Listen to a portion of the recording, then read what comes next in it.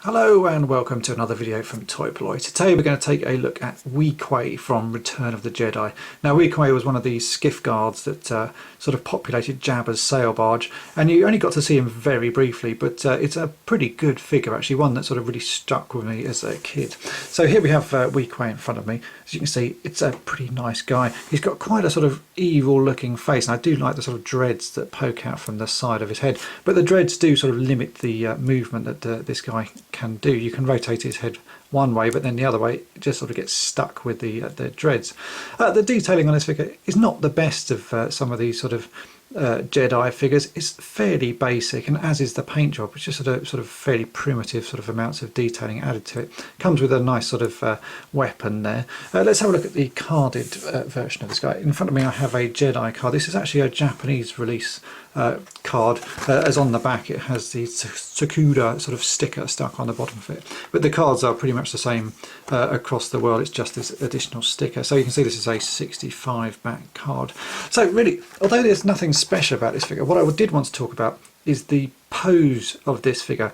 Now most Star Wars figures don't have a pose to them, but there are a few that do, and it's actually something that I really don't like. This guy is posed to hold his weapon here, and if you take the weapon out of his hands, he looks a bit odd because his hands are sort of in a strange position.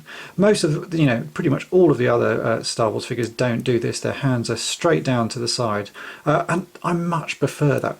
Now there are only a few figures that are posed like this, and they all, to me, are quite annoying. So let's take a look at some of the other figures that have this pose, and we'll discuss them in greater detail.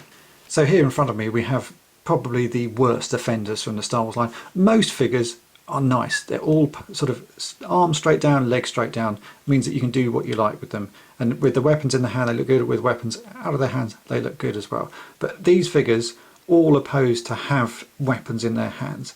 Like, so Droopy McCall here, without his flute, that looks odd to me. What's he doing? It just looks very strange. Okay, I know they've posed it so that it looks like he's playing, in the band, but it just looks, it's just annoying to me because without the flute, he just looks so strange. The same again for the cloud car pilot. The cloud car pilot's mainly wanting to be sitting in the cloud car, but he has a gun and a little sort of radio sort of walkie-talkie thing. If you take those out of his hands, he just looks like he's missing his cup of coffee or something like that. Just looks a bit strange. Han Solo has the same problem.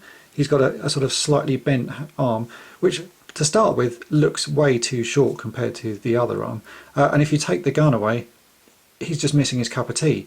It just always really annoyed me that they did this, and only on some figures. Obviously there's some that you had to do it on, and a Man is a great example. His arms are so long you have to pose them sort of so they're sitting out of the front. If you didn't do that, it wouldn't work. And he's a fairly background character, so you never really played with him. But something like the Bespin guard, they've posed the black Bespin card so it looks like he's resting his hand on Boba Fett when he's got the carbonite block going into the back of his ship.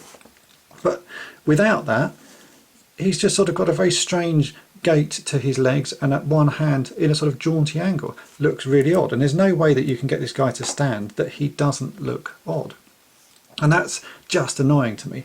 The Ewoks had the same problems actually. Here we have Lumat. Again, he's holding his bow, but without the bow, it looks like he's waiting for a pint of beer or something like that. Just looks a bit strange to me. And it's always annoyed me over the years that they did this, but only to certain figures.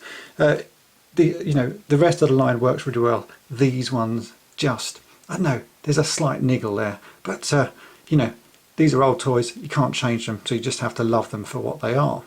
And so back to Weequay. There aren't any sort of real variants to this figure. It's just a pretty standard figure. There's a few sort of copyright marking variations on the back, but nothing really worth collecting. Loose, they're pretty straightforward to pick up. You can get these for sort of a few pounds without a weapon. With a weapon's going to be a couple of quid more, but it's a fairly common weapon, so pretty easy to get. Carded wise, they're getting harder to find, but you can still pick them up.